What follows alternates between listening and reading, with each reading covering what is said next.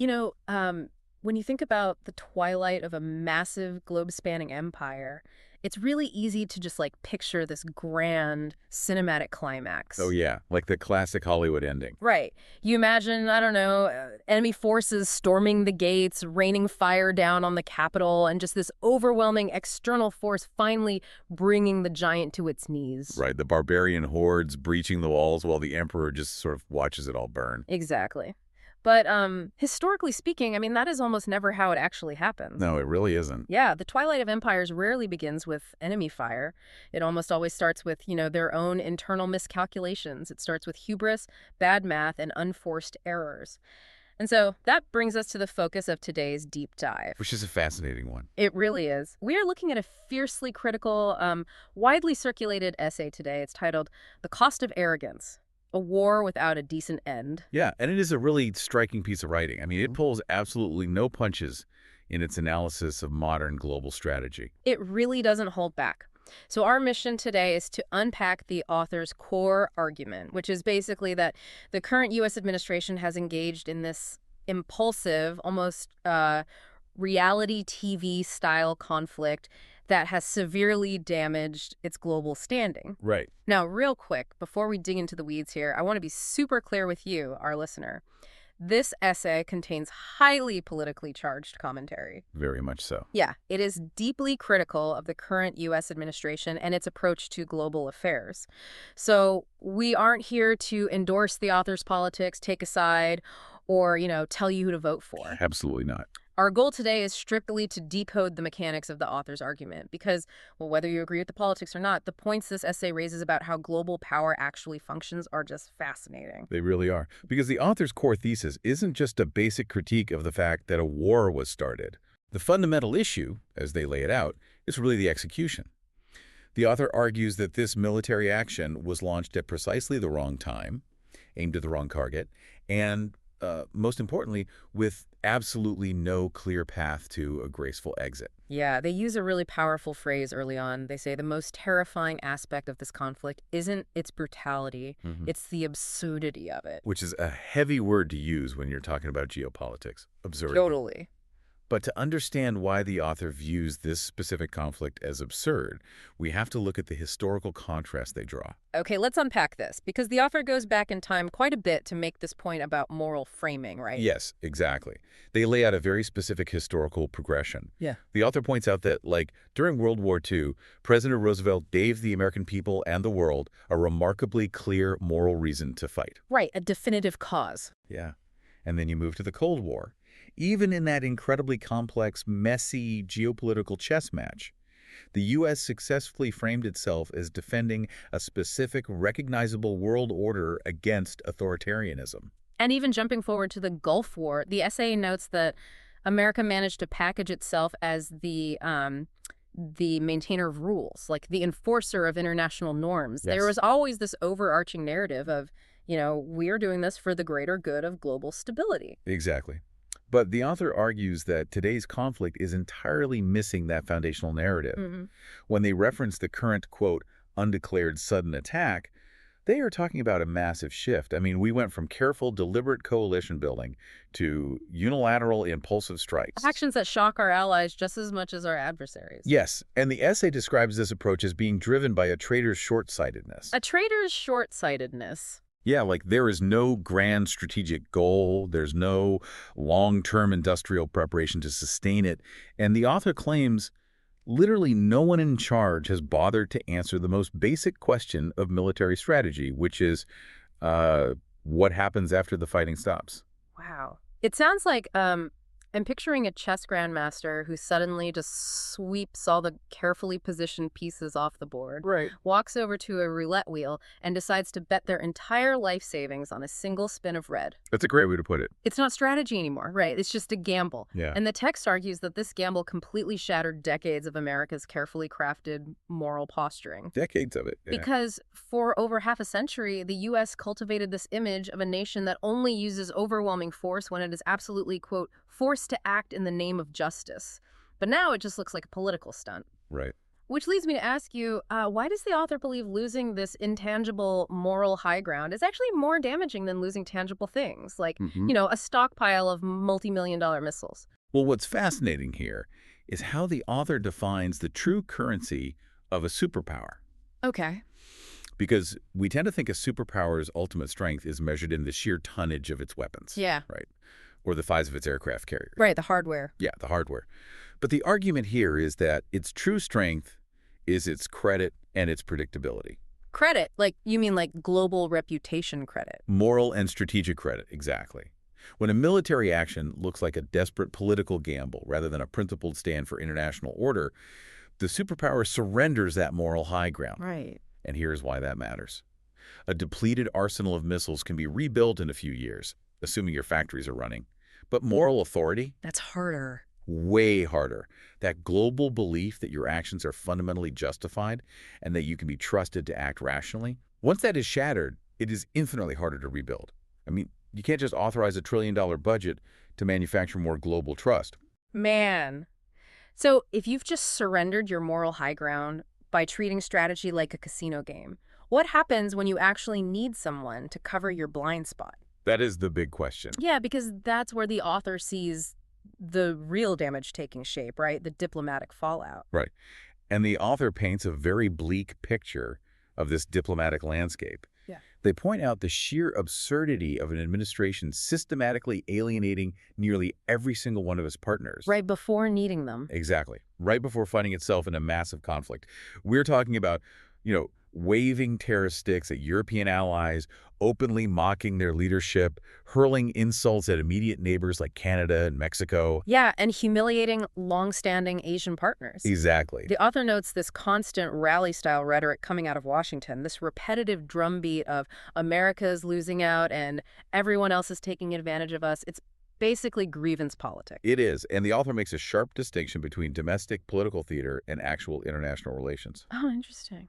How so? Well, that kind of grievance-based rhetoric might be incredibly effective at a domestic campaign rally. It gets people fired up. Oh, sure. But in the cold, hard reality of international politics, it yields exactly one result, and that is deep structural isolation.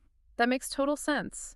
I mean, diplomacy is essentially just human relationships scaled up to a massive level, right? Pretty much. So the guy who constantly flips tables at dinner parties, insults the hosts, and refuses to pay the bill, Right. he really shouldn't act surprised when he gets a flat tire in the pouring rain and absolutely no one pulls over to help him. That is exactly it. But let me push back on the author's premise here for a second. Sure. Hasn't the U.S. always been a dominant, somewhat bossy force on the global stage? Like, going back decades, Washington has always twisted arms to get its way. So what makes this current, quote, collective silence from our allies so different from past disagreements? That is a really great distinction to make. The author addresses that directly by describing the current approach as schizophrenic diplomacy. Schizophrenic diplomacy. Yes. It's not just about being bossy. It's the whiplash. Okay. It's slapping massive tariffs on a European ally on a Monday and then flipping the script and demanding their unwavering military loyalty on a Tuesday. Wow, yeah. It's sanctioning a partner today and then essentially begging for their economic cooperation tomorrow. The crucial difference now is the total loss of predictability. Okay, I see. Because an ally can work with a bully if the bully has rules. You can, like, navigate around a predictable giant? Precisely. Mm-hmm. If you know how the giant operates, you can adjust your own strategy. But an erratic, emotional, impulsive giant, that doesn't inspire compliance. It inspires fear. Right. The essay highlights this incredibly striking observation. The self-proclaimed leader of the free world is currently facing a deafening silence from the actual free world. That's a crazy image. And the text argues they aren't staying silent because they sympathize with America's enemies. Mm-hmm. They are staying silent because they are exhausted by Washington. They're just tired. They're terrified. They're terrified of an emotional, impulsive, live-streamed superpower because they literally do not know if it will suddenly turn on them next. They are keeping their distance for their own safety. Here's where it gets really interesting, though, because the author doesn't just stop at the diplomatic isolation. No, they go deeper. Right. The essay argues that the physical, economic, and domestic realities like the actual hardware and cash hiding behind the curtain of all this political rhetoric are where the true crisis lies. Yeah. We are moving from the political theater to the physical warehouse. Yes, the transition from what is being said on television to what is actually sitting on the logistics pallets. Right. The author contrasts the grand illusion of, make America great again with the stark reality found inside the military-industrial base. And it's not looking good. No, it's not. They detail how missile stockpiles are bottoming out, the production of critical interceptors is lagging dangerously behind schedule, military spending is ballooning out of control, and this much-talked-about industrial recovery is just severely lacking. Which creates a terrifying dilemma of attrition. Okay, let's break that down for a second. Dilemma of attrition. So it's not a question of who has the bigger guns on day one, right? Right. A dilemma of attrition just means who is going to run out of money, parts, and political willpower first. Exactly. The author poses a chilling reframing of the situation. The question isn't, can the U.S. fight? Because they can. Because they can. The U.S. military remains incredibly powerful in a head-to-head matchup. The real question is, can the U.S. afford a long war? Right.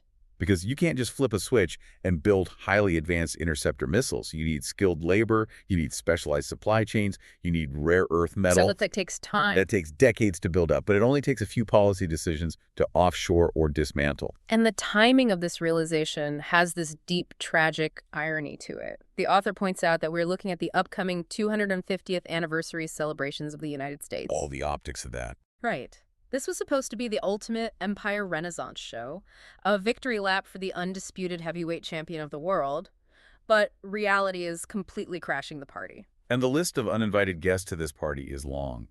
The essay specifically mentions soaring global oil prices, aircraft carriers getting stuck in regional quagmires, and incredibly jittery global markets experiencing massive spikes in shipping insurance. Wait, let's look at the mechanics of that for a second. How does impulsiveness in Washington literally cause a shipping container's insurance to cost more? Well, it all comes back to that word again. Predictability. Predictability. Okay. Global markets run on stability. When a superpower becomes erratic, actuaries and insurers just can't calculate risk anymore.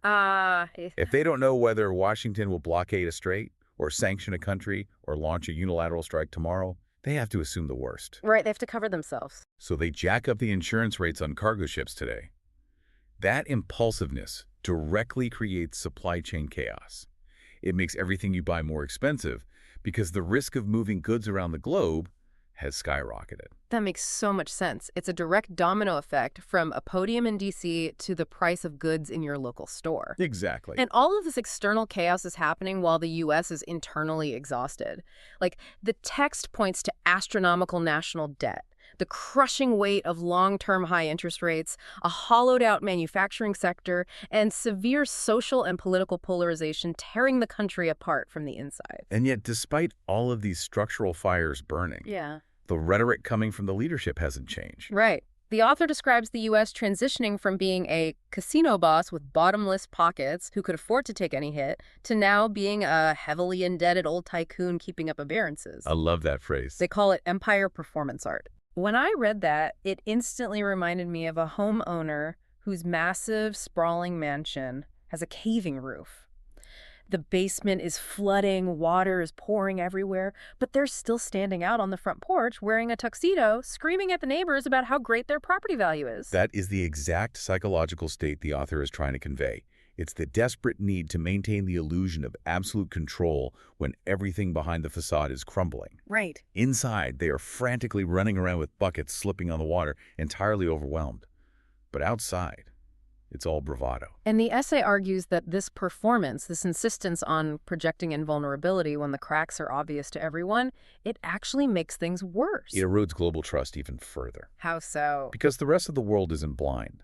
They see the frantic running with the buckets, they can read the economic reports and see the empty missile silos, and as they watch this performance art, the global community comes to a terrifying realization. Which is? Washington itself has become its own biggest risk. Wow. So, with all these compounding crises, the strategic blunders, the severe diplomatic isolation, the empty warehouses, the economic strain, What is the author's ultimate conclusion here? Well, it's nuanced. Are they predicting that we are witnessing an immediate overnight collapse of the American empire? Like, Right. we wake up tomorrow and it's all just gone. No, and the author is very careful to clarify that point. The essay explicitly states that the U.S. will not collapse overnight. Okay, good to know. Yeah, it acknowledges that the United States still possesses the world's strongest technological base, the most robust financial systems, and an unparalleled military foundation. The giant is not going to just fall over tomorrow.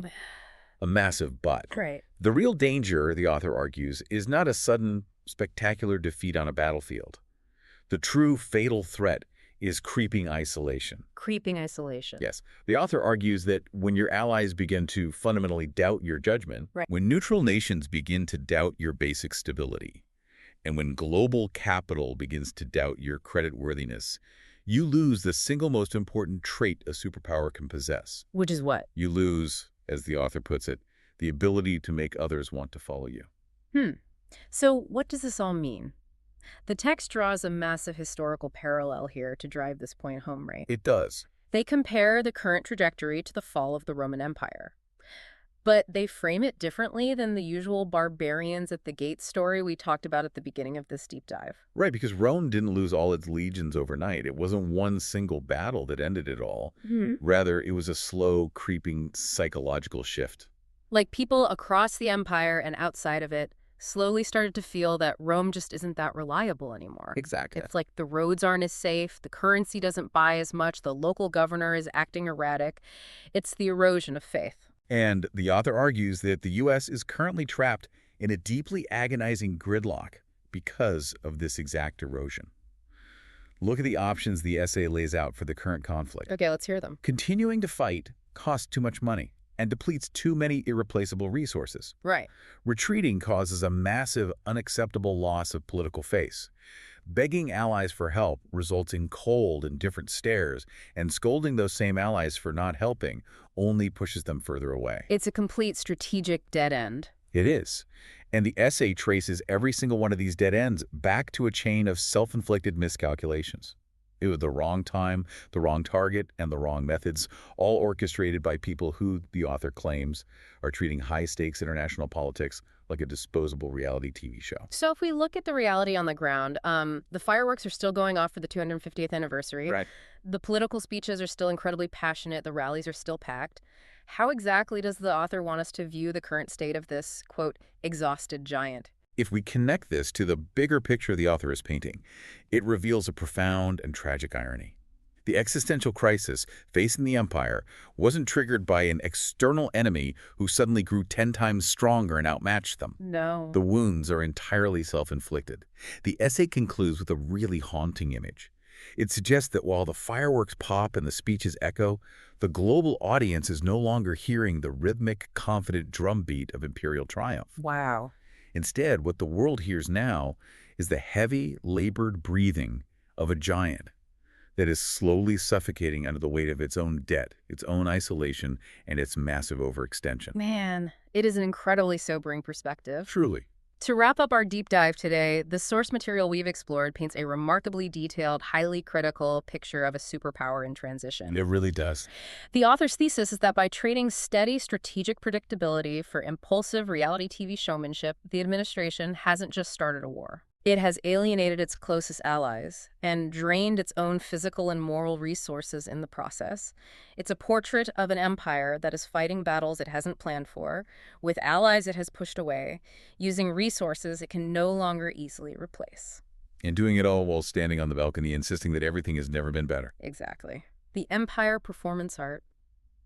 Well, thank you for joining us on this deep dive. We've unpacked a lot of heavy, complex arguments today about how global power actually functions. We covered a lot of ground. We did. And as always, we want to leave you, the listener, with a final thought to mull over on your own. A question that builds on what we've discussed today. If the author is right, if a superpower is true, enduring currency is actually trust, predictability, and the willing desire of other nations to follow, rather than just the raw size of its missile stockpiles. Right. How does a nation go about rebuilding that global trust once it has been so publicly shattered? Or, once that grand illusion of reliability is broken, once the twilight of the empire has been initiated not by enemy fire, but by internal miscalculation, is the transition to a fractured post-superpower world order already irreversible? That's the real question. Think about that. Thanks for taking this deep dive with us.